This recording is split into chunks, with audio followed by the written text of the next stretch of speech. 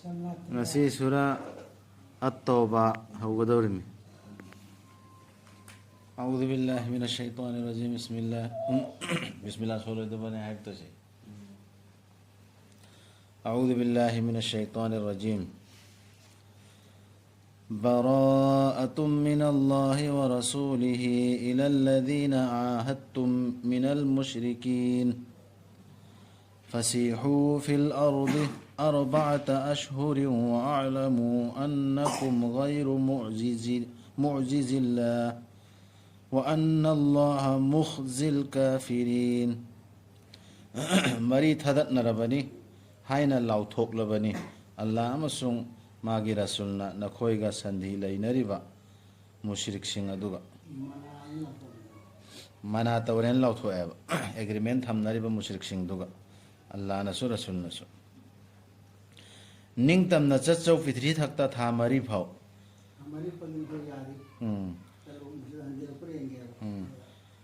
خانگو مدودي نكوينا سويهن بنگم لوي الله بو ادوغا خانگو مدودي الله نا چوبهنگني تھازدب سينبو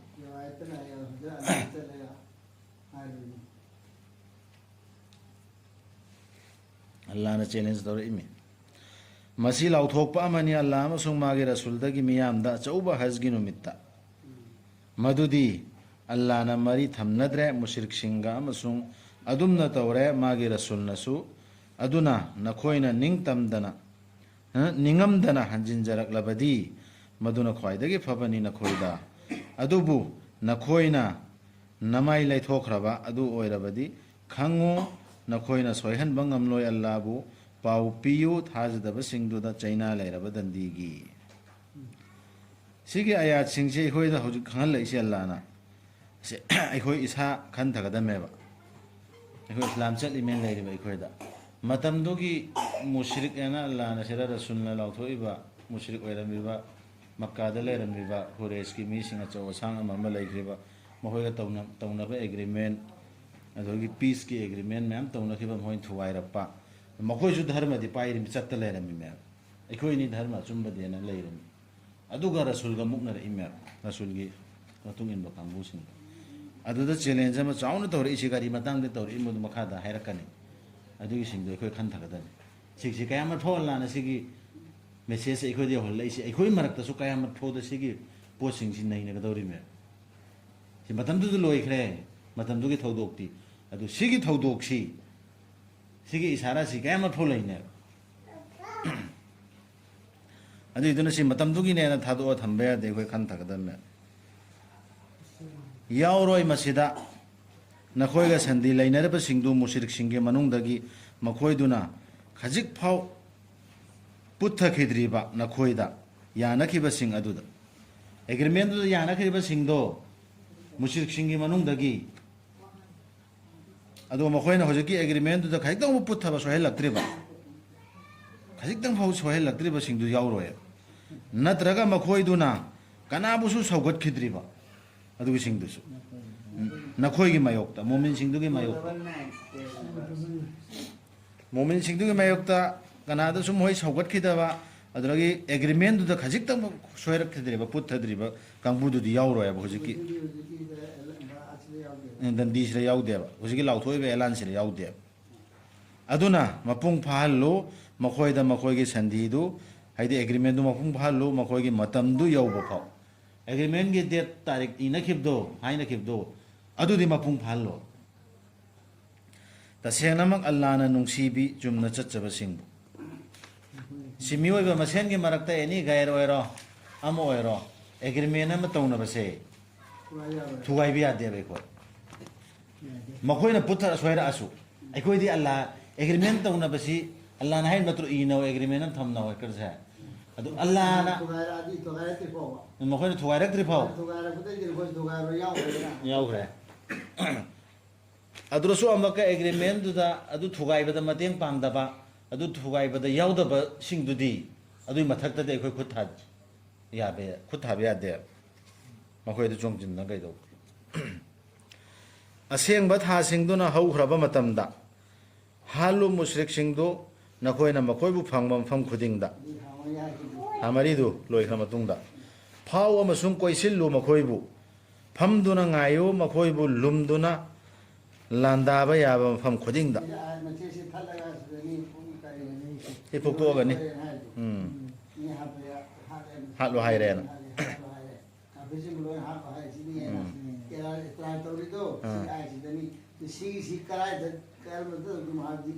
ꯌꯦꯡꯗꯕ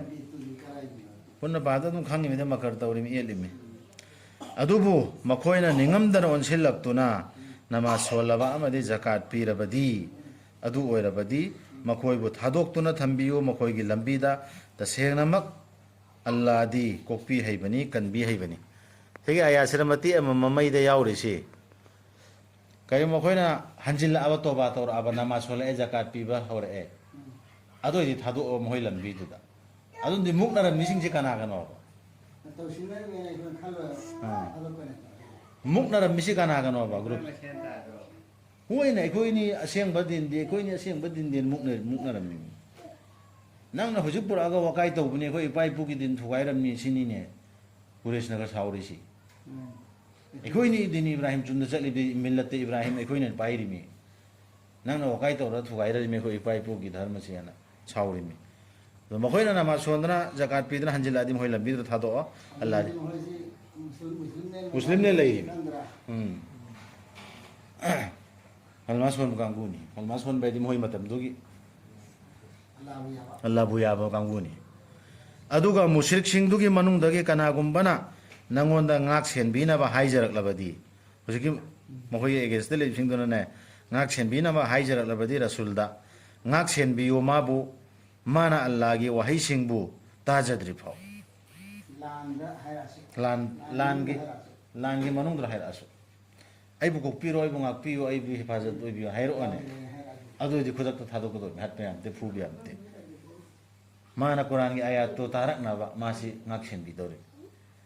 ꯑꯗꯨꯒꯤ ꯇꯨꯡꯗ ꯊꯤꯟꯗꯣꯛꯄꯤꯌꯨ ꯃꯥꯕꯨ ꯃꯉꯣꯟꯗ ꯑꯁꯣꯏ ꯑꯉꯥꯝ ꯂꯩꯔꯣꯏꯗꯕ ꯃꯐꯝꯗ ꯍꯥꯏꯗꯤ ꯄꯨꯔꯥ ꯁꯥꯟꯇꯤ ꯑꯣꯏꯕ ꯄꯤꯁ ꯑꯣꯏꯕ ꯃꯐꯝ ꯑꯃꯗꯅꯦ ꯁꯦꯀꯨꯔꯤꯇꯤ ꯌꯥꯎꯅ ꯃꯥꯁꯤ ꯐꯖꯅ ꯊꯤꯟꯕꯤꯌꯣ ꯑꯗꯨ ꯃꯈꯣꯏꯅ ꯑꯣꯏꯕꯒꯤꯅꯤ ꯈꯪꯖꯗ꯭ꯔꯕ ꯃꯤꯁꯤꯡꯗꯨ ꯈꯪꯖꯗꯕ ꯃꯤꯁꯤꯡ ꯑꯣꯏꯕꯩꯅꯦ ꯀꯩ ꯀꯨꯔꯥꯟ ꯑꯌꯥꯠꯇꯨ ꯈꯪꯗ꯭ꯔꯤꯑꯕ ꯑꯜꯂꯥꯒꯤ ꯂꯣꯗꯨ ꯃꯣꯏ ꯈꯪꯗ꯭ꯔꯤꯑꯕ ꯑꯗꯨꯏꯗꯨꯒꯤꯅꯦꯕ ꯃꯈꯣꯏꯅ ꯍꯧꯖꯤꯛ ꯂꯥꯟꯕꯨꯡꯗ ꯊꯣꯛꯂꯛꯏꯕ ꯑꯦꯒ꯭ꯔꯤꯃꯦꯟ ꯊꯨꯒꯥꯏꯔꯛꯏꯕ ꯑꯃ ꯇꯧꯔꯛꯏꯗꯨ ꯑꯗꯨ ꯈꯪꯉꯛꯅꯕ ꯇꯥꯔꯛꯅꯕ ꯃꯈꯣꯏꯗꯨ ꯐꯖꯅ ꯄꯤꯁ ꯑꯣꯏꯕ ꯃꯐꯝꯗ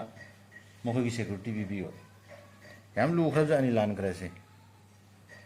ꯍꯦꯛꯇ ꯑꯩꯈꯣꯏꯗꯤ ꯈꯨꯗꯥꯡ ꯊꯥꯒꯠꯂꯒ ꯐꯨꯔꯗꯝꯃꯤ ꯍꯥꯠꯂꯗꯝꯃꯤ ꯍꯥꯏꯕꯗꯨ ꯅꯠꯇꯦ ꯀꯔꯝꯅ ꯊꯝꯒꯗꯧꯔꯤꯕꯅꯣ ꯃꯨꯁ꯭ꯔꯤꯛꯁꯤꯡꯒ ꯁꯟꯙꯤ ꯑꯦꯒ꯭ꯔꯤꯃꯦꯟ ꯑꯃ ꯑꯜꯂꯥꯒꯤ ꯃꯅꯥꯛꯇ ꯑꯃꯁꯨꯡ ꯑꯜꯂꯥꯒꯤ ꯔꯁꯨꯜꯒꯤ ꯃꯅꯥꯛꯇ ꯅꯈꯣꯏꯅ ꯁꯟꯙꯤ ꯇꯧꯅꯈꯤꯕꯁꯤꯡꯗꯨꯒ ꯅꯠꯇꯅ ꯃꯁꯖꯤꯗꯤꯜ ꯍꯔꯥꯝꯒꯤ ꯃꯅꯥꯛꯇ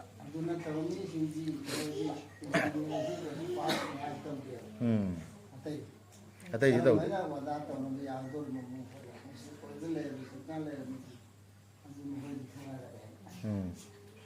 ꯍꯥꯏꯗꯤ ꯁꯣꯏꯗꯅ ꯊꯨꯒꯥꯏꯔꯛꯀꯅꯤ ꯍꯥꯏꯕꯗꯨꯅꯤ ꯃꯈꯣꯏꯗꯤ ꯀꯩꯝꯇ ꯅꯤꯌꯣꯝ ꯅꯤꯇꯤ ꯑꯆꯨꯝꯕꯗꯨ ꯈꯪꯕꯗꯅ ꯊꯨꯒꯥꯏꯔꯛꯀꯅꯦꯕ ꯑꯗꯨꯅ ꯃꯈꯣꯏꯗꯨꯅ ꯅꯈꯣꯏꯗ ꯆꯨꯝꯅ ꯇꯧꯔꯤꯕ ꯃꯈꯩ ꯅꯈꯣꯏꯁꯨ ꯆꯨꯝꯅ ꯇꯧ ꯃꯈꯣꯏꯗ ꯇꯁꯦꯡꯅꯃꯛ ꯑꯜꯂꯥꯅ ꯅꯨꯡꯁꯤꯕꯤ ꯆꯨꯝꯅ ꯆꯠꯆꯕꯁꯤꯡ ꯑꯦꯅꯤꯁꯤꯌꯟꯅ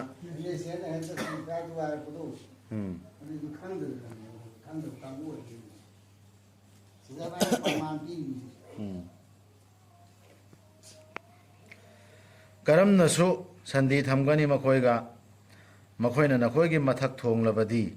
ꯃꯈꯣꯏꯅ ꯊꯧꯁꯥꯗ꯭ꯔꯒ ꯅꯈꯣꯏꯒꯤ ꯃꯅꯨꯡꯗ ꯃꯔꯤ ꯃꯇꯥꯒꯤ ꯀꯤꯁꯤꯗꯨ ꯅꯠꯇ꯭ꯔꯒ ꯌꯥꯅꯈꯤꯕ ꯀꯔꯥꯔꯗꯨ ꯃꯈꯣꯏꯗꯤ ꯊꯧꯁꯥꯗꯦꯕ ꯃꯔꯤ ꯃꯇꯥ ꯑꯩꯈꯣꯏ ꯏꯆꯤꯟ ꯏꯅꯥꯎꯅꯤ ꯍꯥꯏꯕꯁꯨ ꯊꯧꯁꯥꯗꯦ ꯑꯗꯨꯒ ꯑꯦꯒ꯭ꯔꯤꯃꯦꯟ ꯑꯃ ꯁꯨꯃꯥꯏꯅ ꯊꯝꯅꯈꯤꯕꯅꯤ ꯑꯩꯈꯣꯏꯒ ꯃꯈꯣꯏꯒ ꯑꯗꯨꯁꯨ ꯊꯧꯁꯥꯗꯦ ꯃꯔꯤ ꯃꯇꯥꯒꯤ ꯋꯥꯈꯜꯐꯥꯎ ꯈꯟꯗꯦ ꯃꯈꯣꯏꯅ ꯂꯦꯞꯍꯟꯕꯅꯤ ꯅꯈꯣꯏꯕꯨ ꯃꯈꯣꯏꯒꯤ ꯃꯆꯤꯟꯁꯤꯡꯅ ꯑꯗꯨꯕꯨ ꯌꯥꯗꯕꯅꯤ ꯃꯈꯣꯏꯒꯤ ꯊꯃꯣꯏꯁꯤꯡꯅꯗꯤ ꯃꯆꯤꯟꯁꯤꯡꯇꯅ ꯍꯥꯏꯕꯅꯦꯕ ꯃꯈꯣꯏ ꯑꯌꯥꯝꯕ ꯁꯤꯡꯅꯕꯒ ꯂꯣꯏꯅ ꯍꯥꯏꯕ ꯏꯟꯗꯕꯁꯤꯡꯅꯤ ꯍꯥꯏꯗꯤ ꯑꯦꯒ꯭ꯔꯤꯃꯦꯟꯁꯨ ꯊꯨꯒꯥꯏꯔꯛꯀꯅꯤ ꯃꯔꯤ ꯃꯇꯥꯒꯤ ꯀꯔꯤꯁꯨ ꯌꯦꯡꯉꯛꯑꯣꯏ ꯃꯈꯣꯏ ꯇꯧꯔꯛꯀꯅꯦꯕ ꯇꯧꯅꯤꯡꯕ ꯃꯑꯣꯡꯗ ꯀꯔꯤꯒꯤꯅꯣ ꯈꯪꯗꯕ ꯃꯈꯣꯏꯁꯦ ꯃꯨꯁ꯭ꯔꯤꯛꯁꯤꯡꯁꯦ ꯃꯈꯣꯏꯅ ꯌꯣꯟꯊꯣꯛꯄꯅꯤ ꯑꯜꯂꯥꯒꯤ ꯑꯌꯥꯠꯁꯤꯡꯕꯨ ꯃꯃꯜ ꯈꯖꯤꯛꯇꯗ ꯍꯧꯖꯤꯛ ꯁꯝꯅ ꯍꯥꯏꯕꯗ ꯑꯩꯈꯣꯏꯗꯨ ꯀꯅꯥꯒꯨꯝꯕ ꯑꯩꯈꯣꯏꯒꯤ ꯂꯥꯏꯐ ꯑꯩꯈꯣꯏꯒꯤ ꯄꯨꯟꯁꯤꯁꯤꯗ ꯑꯩꯈꯣꯏꯒꯤ ꯃꯣꯃꯤꯟ nena oijari Quran paira chatli bukangbu se sigi sida mari mata na thadal one mari mata gi hakchu yang anu adogi peace ki agreement gi kari su yang mioi bagi lamchat ki agreement su yang anu adu tawpham tho eba mohoi di kai mohoi kai phang de ba Allah gi ayat si adu ekhoi ndi taw ya de ba adu ekhoi ndi lamang khumba ya de ba ekhoi gi mari tawpham thok pa ekhoi gi gi mari do adu chat thane ba ekhoi di len kana sixiam maru ibne kai ekhoi di Allah na thinge ba du pot mamal khajikta da Allah gi ayat su jon tho em khoina aduragi aduga makhoina thaidokpani mi singbu Allah gi lambi dagi tasenama makhoidu phatrabani makhoina tawriba singdu siksina tur tawrisi makhoina lai lambi de su thingba mari mata gi hakchu masa khangdaba agreement su karino masa khangdaba dai hegera heiroigera kainga Allah gi lo dum hoi khangdamina adu sida ekhoi di khangamina ekhoi di tawbi adre si makhoin tawri posing si ekhoi tawro di manadro ekhoi na igi mari masa khangurano ba makhoiga adu da makhoi ga ekhoi ga kari khenari mo ekhoi ndi haifam thok pai da mi gi mari masa khanga da mi mi oi bagi lamsa chu khanga da makhoi ga ekhoi ga mana ba de makhoi na ngakte thajara ba amada mari mata gi kisi natraga yana khiba karat makhoi duni ngam khailan thok pa singdu sigi singchi mari mata gi sungakte kisi igi mari su adragi yana khiba karar sungak na de lohong khongdong boge barton hai nagadami chang nagadami ekhoi mari mata ne chu khangde adudagi ekhoi gi society samaj re ekhoi pullimi ekhoi club ta pullimi ekhoi manipur da pullimi haibagi agreement gari du su khangde peace oi be avalambi me andu su lairimi adu khangde sigi se ekhoi ndi tau bia de Quran chali be ekhoi Quran chali bo mu'min amana di tau bia de tawradi kari khetnari mo adubu makhoina ningamdana onsilak laba namaz sol laba tu namaz so amko pale asida si enar si adudi wang magana te ba si daunari si ningamdana onsilak Quran do onsilak kadame makhoi adubu makhoina ningamdana onsilak laba to ba tawr laba lai lambi do onsilak pa onsilak pa de to ba tawraga Quran do onsilak pa namaz solaba amadi zakat piraba namaz solaba zakat pira namaz sonpham thokpudu yom chapchana khongda namaz harchi eta kun budu natte zakat su piraba adu oirabadi makhoidu nakhoi gi nachina nau singni dharmada asumna Allah na suwaina samdok pibini aya singbu khangjaba mi singidama aya singje phajana khan tharaga khangjari mi singdu ilmulai mi sing adugi damak yam samdok phajana samdok pi adubu makhoina thugairabadi nakhoi gi wasak makhoi gi karar ha adubu makhoina thugairabadi makhoi gi wasak makhoi gi karar dugi matungda aduga hullabadi nakhoi gi dharmabu adu oirabadi thengainau thajadabagi luchingba singduga maramdi tasengnamak makhoida wasak haiba leite wasak haiba leite thengainau makhoina adumna tawba toklakna thengaina horsi lan heto thang paira sanam natte aya sikhak pesta orga thengaina kada Allah gi aya sikhak lan or su ki roi da sarkar na thengaina bordi nakhoina thengaina roidra mi singdu nakho mi singdu makhoiduna thugai khiba makhoi gi wasak sing rasullu bo tanthok ke lep khiba aduga nakhoida ahan ba khut thaba haurakhiba adu thengaina roidra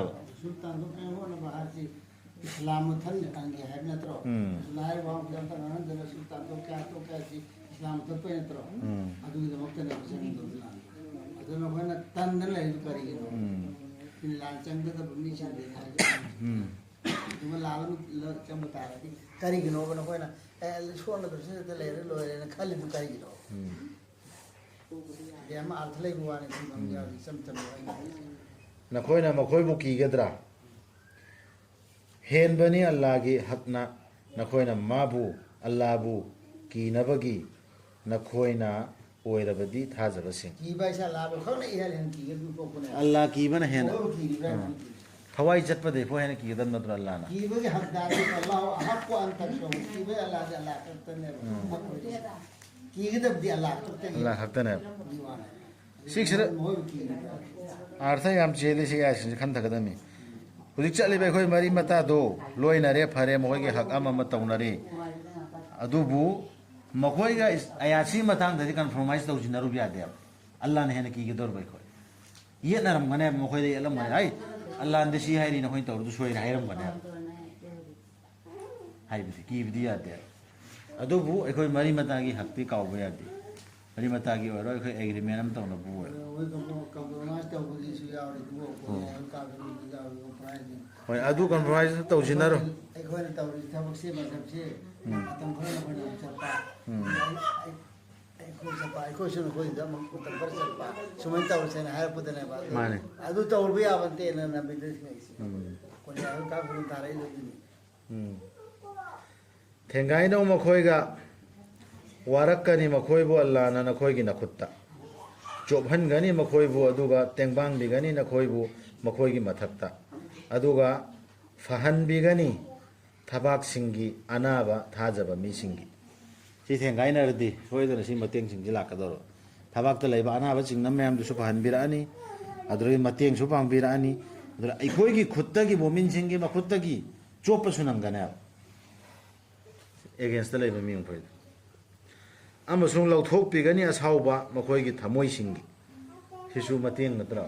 ꯊꯃꯣꯏꯗ ꯂꯩꯕꯗꯣ ꯑꯗꯨꯁꯨ ꯂꯧꯊꯣꯛꯄꯤꯒꯅꯦꯕ ꯅꯨꯡꯁꯤꯅ ꯑꯣꯟꯁꯤ ꯀꯥꯟꯅꯗꯧꯔꯤꯁꯤ ꯀꯔꯤ ꯌꯇꯨꯕ ꯑꯜꯂꯥꯍꯨ ꯑꯂꯥ ꯃꯟ ꯌꯁꯥ ꯑꯗꯨꯒ ꯑꯃꯁꯨꯡ ꯂꯧꯊꯣꯛꯄꯤꯒꯅꯤ ꯑꯁꯥꯎꯕ ꯃꯈꯣꯏꯒꯤ ꯊꯃꯣꯏꯁꯤꯡꯒꯤ ꯅꯨꯡꯁꯤꯅ ꯑꯣꯟꯁꯤꯟꯕꯤꯕꯅꯤ ꯑꯜꯂꯥꯍꯅ ꯃꯥꯅ ꯑꯣꯟꯁꯤꯟꯕꯤꯒꯦ ꯅꯤꯡꯕꯤꯕꯗ ꯑꯜꯂꯥꯍꯗꯤ ꯈꯪꯕꯅꯤ ꯁꯤꯡꯕꯅꯤ ꯅꯨꯡꯁꯤꯅ ꯑꯣꯟꯁꯤꯟꯕꯤꯒꯅꯤꯅ ꯍꯜꯂꯣ ꯁꯤꯁꯨ ꯑꯁꯣꯝꯗ ꯒꯅꯤ ꯒꯅꯤ ꯂꯥꯛꯏ ꯅꯠꯇ꯭ꯔꯣ ꯑꯗꯨꯁꯨ ꯅꯨꯡꯁꯤꯅ ꯑꯣꯟꯁꯤꯟꯕꯤꯒꯅꯤ ꯑꯜꯂꯥꯍꯅ ꯍꯥꯏꯅ ꯍꯟꯕ ꯌꯥꯏꯑꯕ ꯑꯇꯣꯞ ꯑꯇꯣꯞꯄ ꯁꯦꯟꯇꯦꯟꯁ ꯅꯠꯇꯕ ꯅꯨꯡꯁꯤꯅ ꯑꯣꯟꯁꯤꯟꯕꯤꯒꯅꯤ ꯑꯜꯂꯥꯍꯗꯤ ꯈꯪꯕꯅꯤ ꯁꯤꯡꯕꯅꯤꯅ ꯌꯥꯝ ꯈꯪꯕꯅꯤ ꯑꯃꯁꯨꯡ ꯁꯤꯡꯕꯅꯦ ꯌꯥꯝ ꯁꯤꯡꯕꯅꯤ ꯅꯈꯣꯏꯅ ꯈꯟꯕ꯭ꯔꯥ ꯅꯈꯣꯏꯕꯨ ꯑꯗꯨꯝ ꯊꯥꯗꯣꯛꯇꯨꯅ ꯊꯝꯒꯅꯤ ꯍꯥꯏꯅ ꯑꯜꯂꯥꯍꯅ ꯈꯪꯗꯣꯛꯇ꯭ꯔꯤꯉꯩꯗ ꯅꯈꯣꯏꯒꯤ ꯃꯅꯨꯡꯗꯒꯤ ꯀꯅꯥꯅ ꯍꯣꯠꯅꯖꯔꯛꯄꯒꯦ ꯑꯃꯁꯨꯡ ꯀꯅꯥꯅ ꯑꯜꯂꯥꯍ ꯃꯥꯒꯤ ꯔꯁꯨꯜ ꯑꯃꯁꯨꯡ ꯊꯕꯛ ꯑꯃ ꯂꯥꯛꯑꯗꯤ ꯃꯗꯨ ꯌꯥꯎꯗꯕ ꯌꯥꯔꯣꯏꯕ ꯃꯗꯨ ꯌꯥꯎꯗꯕ ꯌꯥꯔꯣꯏꯗꯤ ꯃꯔꯝꯗꯤ ꯀꯔꯤꯒꯤꯅꯣ ꯑꯩꯈꯣꯏꯒꯤ ꯍꯦꯛꯇ ꯖꯅꯗꯦꯜ ꯆꯠꯍꯜꯂꯦꯅ ꯈꯪꯕ꯭ꯔꯥ ꯈꯜꯂꯕ꯭ꯔꯥ ꯀꯜꯃꯥ ꯁꯣꯜꯂꯒ ꯄꯩꯁꯥ ꯂꯧꯈꯤꯗꯣꯔꯤꯕꯅꯤ ꯆꯨꯝꯕ꯭ꯔꯥ ꯆꯨꯝꯗꯕ꯭ꯔꯥ ꯑꯩꯈꯣꯏꯅ ꯈꯜꯂꯤꯕ ꯋꯥꯈꯜꯁꯤꯡ ꯏꯃꯥꯟꯁꯤꯡꯗꯤ ꯆꯨꯝꯕ꯭ꯔꯥ ꯆꯨꯝꯗꯕ꯭ꯔꯥ ꯑꯜꯂꯥꯍꯗꯤ ꯈꯪꯉꯤꯃꯤꯗꯅ ꯃꯤꯑꯣꯏꯕꯒꯤ ꯊꯃꯣꯏ ꯃꯅꯨꯡꯗ ꯂꯩꯕꯗꯣ ꯃꯥꯅ ꯀꯔꯤ ꯀꯔꯤ ꯆꯣꯏꯁ ꯇꯧꯔꯒ ꯃꯥꯅ ꯀꯔꯤ ꯄꯥꯝꯃꯤ ꯍꯥꯏꯕꯗꯣ ꯑꯗꯨꯏꯁꯨ ꯗꯂꯤꯜ ꯑꯃ ꯄꯤꯍꯟꯒꯅꯦꯕ ꯗꯂꯤꯜ ꯑꯃ ꯎꯠꯈꯤꯅꯦꯕ ꯃꯤꯑꯣꯏꯕꯗꯨꯗ ꯆꯥꯡꯌꯦꯡ ꯑꯃ ꯂꯧꯔꯒ ꯑꯜꯂꯥꯍꯗꯤ ꯈꯪꯉꯤꯃꯤꯅ ꯈꯪꯗꯣꯛꯀꯗꯧꯔꯤꯕꯅꯤ ꯈꯪꯗꯣꯛꯀꯅꯦꯕ ꯅꯪ ꯅꯁꯥꯁꯤ ꯁꯤꯅ ꯌꯥꯗ꯭ꯔꯤ ꯃꯤ ꯍꯥꯏꯕꯁꯤ ꯃꯉꯣꯟꯗ ꯄ꯭ꯔꯨꯞ ꯑꯃ ꯎꯠꯈꯤꯅꯦꯕ ꯃꯤꯁꯤꯡꯗꯁꯨ ꯎꯠꯂꯦ ꯃꯉꯣꯟ ꯃꯁꯥꯗꯁꯨ ꯎꯠꯂꯦ ꯑꯗꯨꯒꯤꯅꯤ ꯁꯤ ꯆꯥꯡꯌꯦꯡꯁꯤ ꯍꯣꯠꯅꯖꯔꯛꯄꯒꯦ ꯑꯃꯁꯨꯡ ꯀꯅꯥꯅ ꯑꯜꯂꯥꯍ ꯃꯥꯒꯤ ꯔꯁꯨꯜ ꯑꯃꯁꯨꯡ ꯊꯥꯖꯕꯁꯤꯡ ꯅꯠꯇꯅ ꯑꯇꯣꯞꯄꯒ ꯅꯛꯁꯤꯟꯅꯅ ꯃꯔꯨꯞ ꯁꯥꯟꯅꯕꯒꯦ ꯍꯥꯏꯕꯗꯨ ꯁꯤ ꯆꯥꯡꯌꯦꯡ ꯁꯥꯟꯅꯗꯕꯒꯦ ꯍꯥꯏꯕꯗꯨ ꯑꯜꯂꯥꯍꯗꯤ ꯄꯥꯎ ꯐꯪꯕꯅꯤ ꯅꯈꯣꯏꯅ ꯇꯧꯔꯤꯕꯗꯨꯒꯤ